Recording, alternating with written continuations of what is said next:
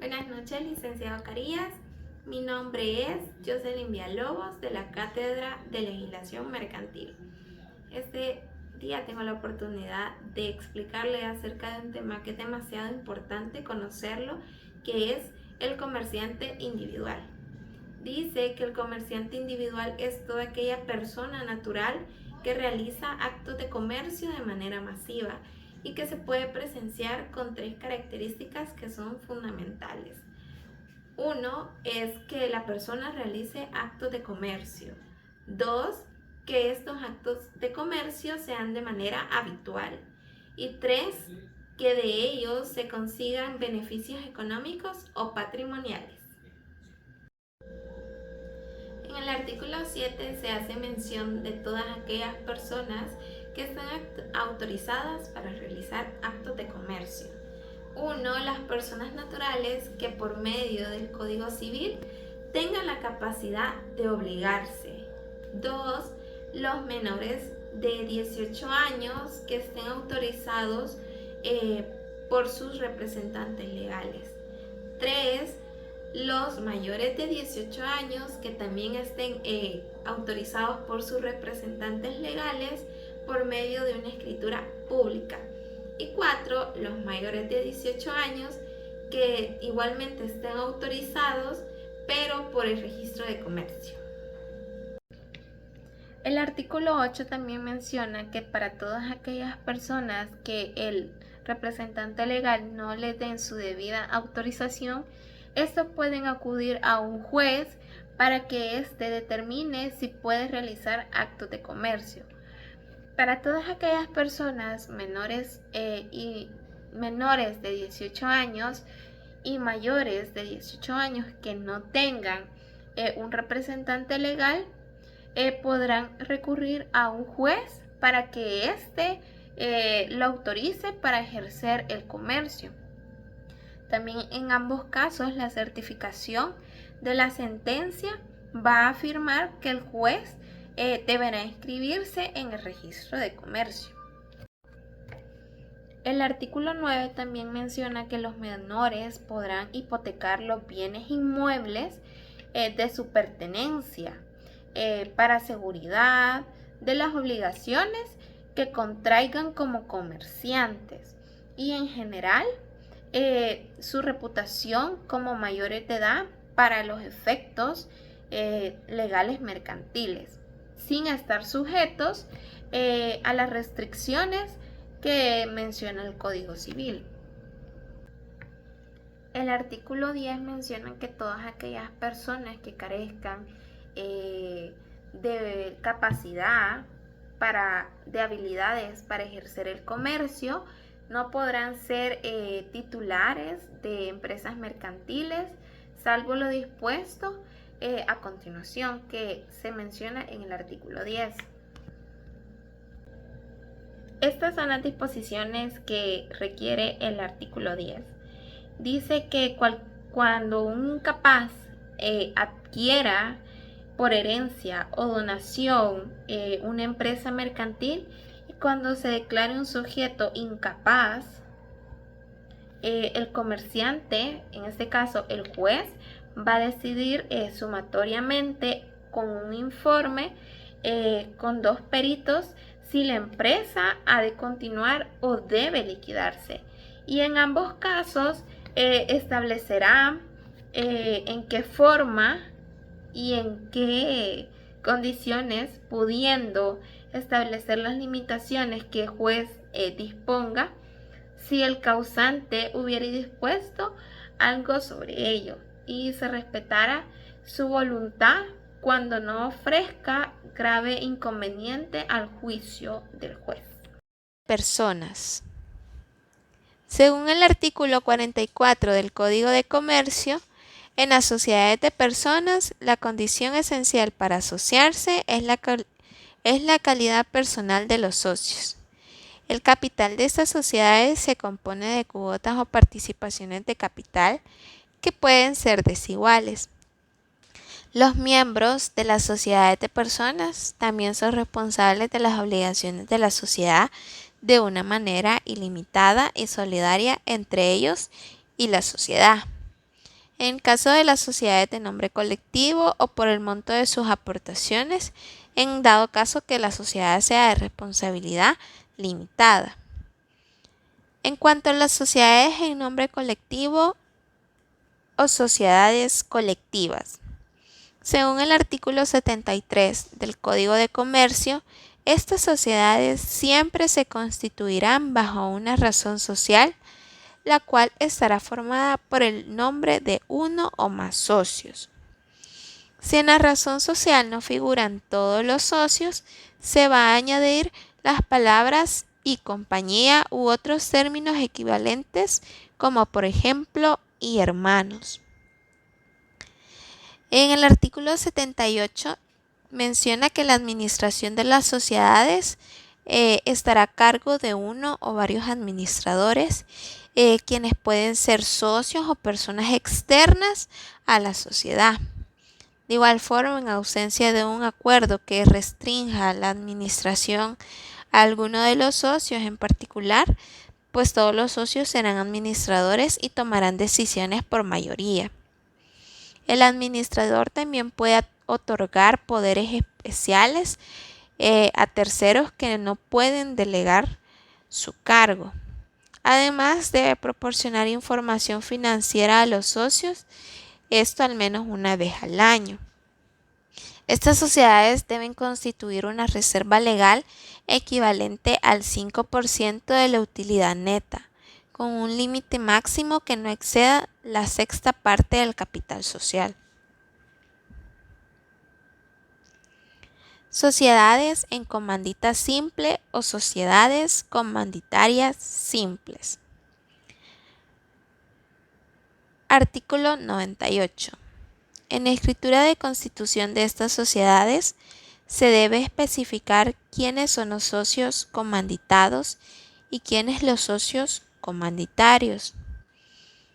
De igual forma, en el artículo 94, estas sociedades siempre se constituirán bajo una razón social, la cual estará formada por el nombre de uno o más socios comanditados.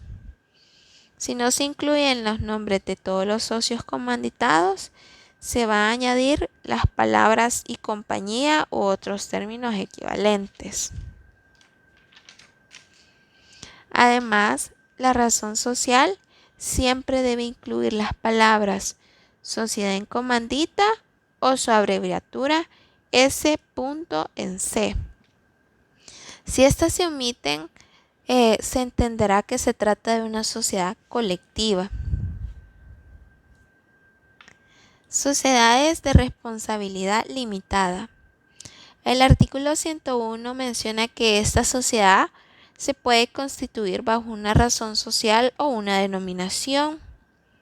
La razón social se formará con el nombre de uno o más socios, al igual que las demás sociedades que he mencionado anteriormente. Mientras que la denominación puede elegirse libremente, pero debe ser diferente a cualquier otra sociedad existente y debe incluir la palabra limitada, es decir, de que las empresas como tal siempre tienen que tener un nombre distinto de las otras empresas, porque así se tiene que hacer en el registro de comercio. No pueden haber dos empresas llamadas de la misma manera, sino que siempre tienen que tener un distintivo. Y en esta sociedad de responsabilidad limitada deben incluir la palabra limitada o en otros casos su abreviatura, que es LTDA. De igual forma, menciona que la omisión de estas palabras hará que todos los socios sean solidaria e ilimitadamente responsables en sí de la sociedad. El artículo 102 menciona que en estas sociedades la participación no se representa mediante títulos valores. ¿Qué quiere decir esto? Que en esta sociedad pues no se representa por medio de acciones, es decir, estos llamados títulos valores. En el artículo 103, el capital social se va a dividir en participaciones sociales de diferentes valores y categorías y no se admiten aportes en especies. ¿Qué quiere decir esto? Que si quiere entrar un socio valga la redundancia, a la sociedad, pues tiene que tiene que entrar a la sociedad, como lo menciona en el artículo, ya sea con una cantidad de dinero, pero no puede ser que yo quiero pertenecer a la sociedad y doy un terreno a cambio de estar dentro de ella. Eso no se puede hacer según el artículo 103. En el artículo 106, al constituirse la sociedad, el capital debe ser suscrito en su totalidad y como mínimo el 5% de cada participación social debe ser exhibido. Aquí terminamos con lo que son las sociedades de personas, que son demasiado importantes, y conocer sobre todos estos puntos nos abre un poco más el panorama por si en algún momento nosotros queremos llegar a constituir una sociedad de personas. Otro tema que es demasiado importante son las sociedades de capitales. Y como hay sociedades de personas, también existen sociedades de capitales y es demasiado importante conocer más a fondo sobre ellas. Entonces les voy a explicar un poco más del tema. El artículo 192, el artículo 126 dice que en las sociedades anónimas la capital personal de los socios o accionistas no es un factor especial en la voluntad de asociarse. Entonces, ¿qué quiere decir esto? Que no es necesario que yo conozca a la persona o que sea un pariente mío o que sea un amigo, porque aquí en estas sociedades lo que importa es el capital de la persona, más no la calidad personal que tienen los socios.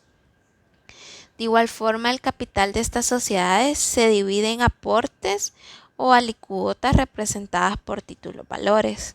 En este caso, como lo mencionábamos anteriormente, en lo que son las sociedades de personas y más en las sociedades de responsabilidad limitada, mencionaba que no se constituía por títulos valores. En este caso sí, y esa es su diferencia, ya que aquí sí se puede representar por títulos valores que pueden ser acciones. También menciona que los accionistas limitan su responsabilidad al valor de las acciones que poseen. ¿Qué quiere decir esto? Que si yo entro con $1,000, pues esa va a ser como que el límite del valor de la acción que yo estoy dando. Entonces, cada acción tiene un valor nominal de $1 o múltiplo de esta cantidad. Y cada una pues es indivisible. Dentro de las sociedades de capitales tenemos lo que son las sociedades anónimas. En el artículo 191 dice que las sociedades anónimas se constituyen bajo una denominación que puede ser elegida libremente siempre y cuando sea diferente de cualquier otra sociedad existente. Esta denominación debe ir seguida inmediatamente de las palabras sociedad anónima o de su abreviatura S.A, que también significa sociedad anónima. La omisión de este requisito hace que tanto los accionistas como los administradores sean solidaria e ilimitadamente responsables en sí de la sociedad. El artículo 192 nos menciona también que para constituir una sociedad anónima se requiere que el capital social pues no sea inferior a $2,000 y que esté íntegramente suscrito. También menciona que al menos el 5% del valor de cada acción debe ser pagada en efectivo y el valor total de cada acción debe ser satisfecho ya sea en efectivo o en otros bienes según corresponda.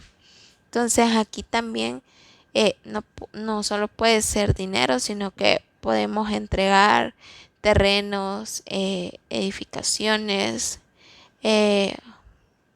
o otras cosas como son activos. Aquí no se limita a solo el efectivo, ¿verdad? Dice que además al menos una cuarta parte del capital social debe ser íntegramente pagado al momento de la fundación. Y la sociedad se constituirá mediante una escritura pública una vez cumplidas todas las formalidades establecidas dentro del Código de Comercio. De igual forma tenemos lo que son las sociedades.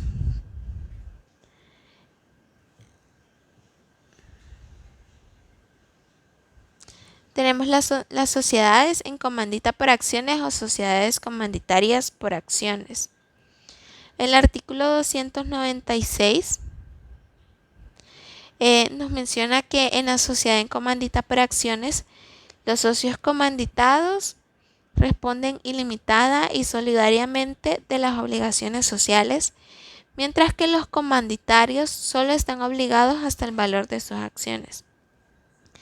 ¿Qué quiere decir esto? Que los socios comanditados sí pueden participar dentro de la administración de la empresa, mientras que los socios comanditarios solo están obligados pues al valor de sus acciones, pero no participan dentro de la administración. El artículo 297 dice que estas sociedades se constituyen bajo razón social que incluye el nombre de uno o más socios comanditados, seguida de las palabras y compañía u otros equivalentes. Además, la razón social debe contener las palabras sociedad en comandita o su abreviatura S.C.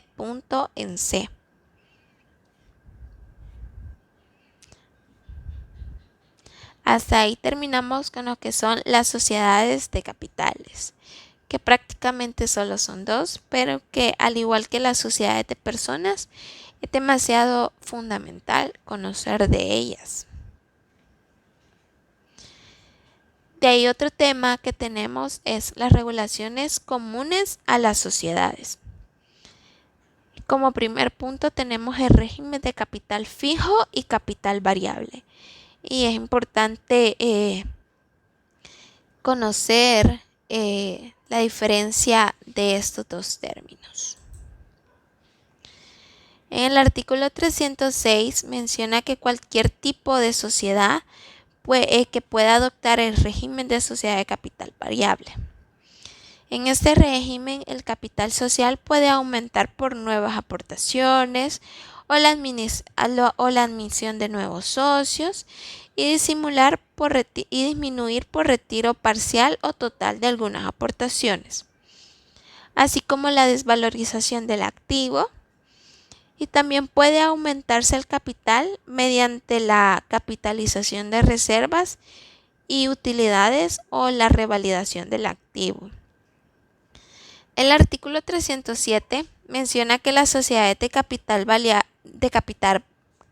variable se regirán por las disposiciones correspondientes al tipo de sociedad de que se trate, así como por las disposiciones de la sociedad anónima relacionadas con los balances, responsabilidad de los administradores y vigilancia del auditor, con las modificaciones establecidas pues en ese capítulo, ¿verdad?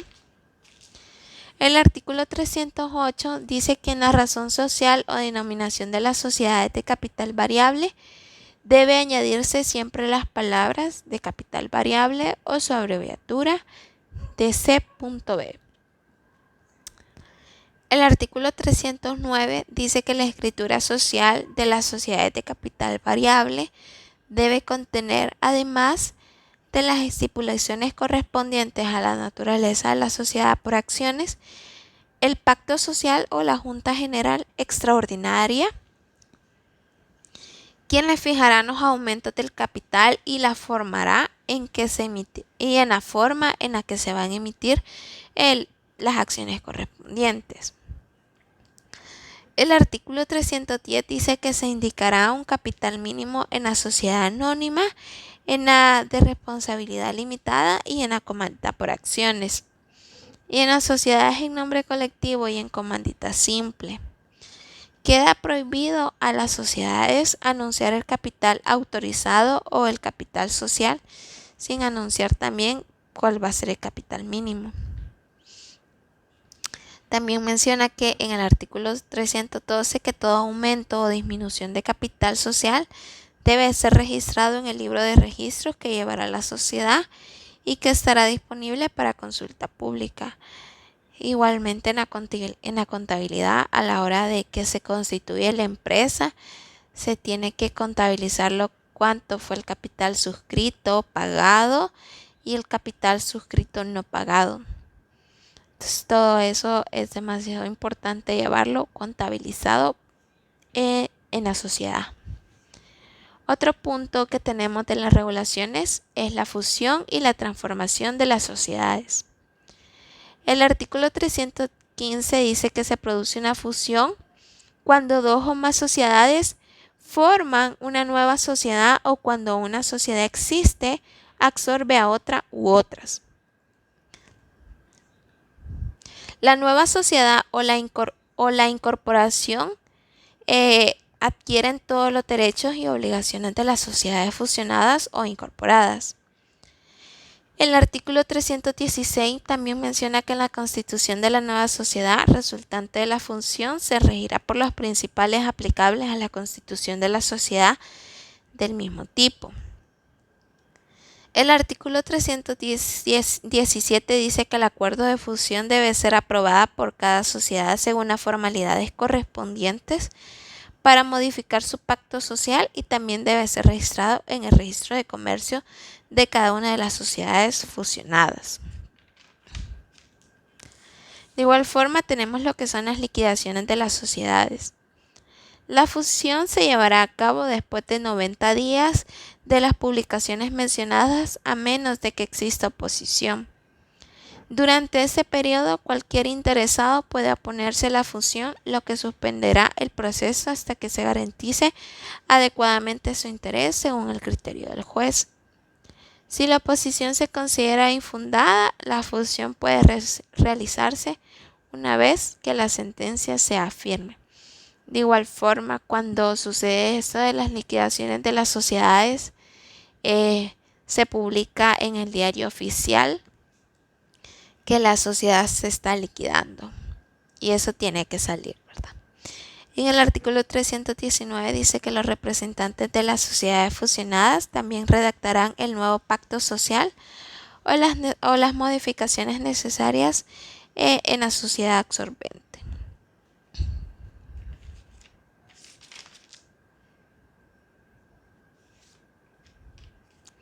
También menciona que después de la disolución de las sociedades se iniciará el proceso de liquidación, conservando la sociedad su personalidad jurídica para estos fines, y se agregará la frase en liquidación o la razón social o denominación de la sociedad. Y los liquidadores no serán designados y podrán fijar un plazo por la liquidación, no superior a 2 años, que pueda prorrogarse por acuerdo de la Junta General. El artículo 327 también menciona que los liquidadores serán administradores y representantes de la sociedad en liquidación y responderán personalmente por los actos que realicen que excedan los límites de su cargo.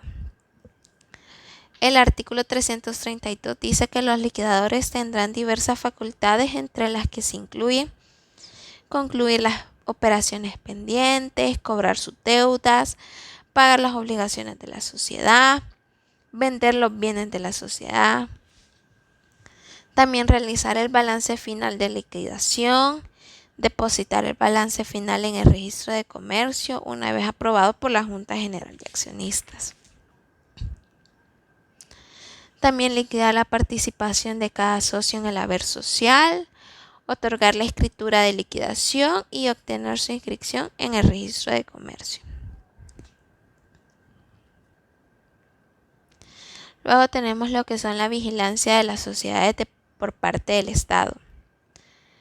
Las sociedades extranjeras que operen en El Salvador a través de una sucursal se consideran domiciliadas en el lugar donde establezcan su oficina principal.